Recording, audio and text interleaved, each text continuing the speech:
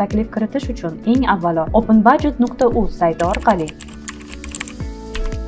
Mening maktabim bo'limidagi ishtirok etish tugmasini bosishlari kerak. Mazkur bo'limda hudud bo'yicha joylashgan maktab tanlab olinadi va loyiha kiritish tugmasi bosiladi. Shundan so'ng loyiha kiritishda shablon orqali va mustaqil yaratish maydonlari paydo bo'ladi. Bu yerda siz xohishingizga ko'ra tugmalardan birini tanlaysiz. Masalan, agar shablon orqali tugmasini bossangiz, sizga 50 ga yaqin namunaviy loyihalar taqdim etiladi. Ular orasidan o'zingizga keraklisini tanlab, sinfingiz va ism-sharifingizni belgilagandan so'ng kalit so'zni kiritasiz. Eslatib o'tamiz, sizdan talab qilinadigan kalit so'z maktab tizimiga bog'langan, ya'ni aynan siz uchun mas'ul bo'lgan yaqin qarindoshlaringizning telefon raqamlariga SMS shaklida yuborilgan bo'ladi. Ushbu kodni ulardan olib, sir saqlagan holda kalit so'z sifatida foydalanishingiz mumkin. Agar siz mustaqil ravishda taklif kiritish istagida bo'lsangiz, mustaqil yaratish tugmasini bosishingiz so'raladi. Shundan so'ng loyiha nomini yozasiz, yo'nalishni tanlaysiz, umumiy, ya'ni taxminiy qiymatini kiritasiz va qisqacha mazmunini bayon etasiz. Loyiha uchun rasm yuklagandan so'ng